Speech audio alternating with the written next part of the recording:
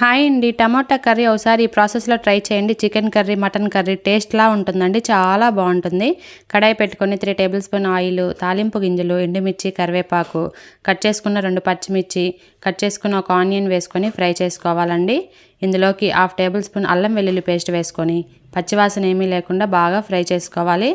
ఇందులోకి ఒక 6-7 టమాటాలు ముందుగానే కట్ చేసుకొని పెట్టుకొని అవి వేసుకోవాలండి, సన్నగా కట్ చేసుకొని.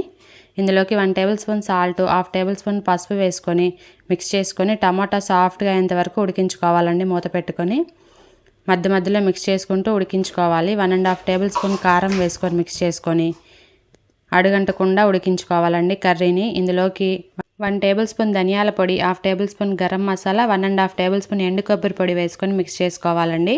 2 నిమిషాల పాటు కూరను మగ్గించుకోవాలి. లాస్ట్లో కొంచెం కొత్తిమీర వేసుకొని మిక్స్ చేసుకుంటే వేడివేడిగా టమోటా కర్రీ రెడీ. వీడియో నచ్చితే లైక్ చేసి సబ్స్క్రైబ్ చేయండి ఫ్రెండ్స్.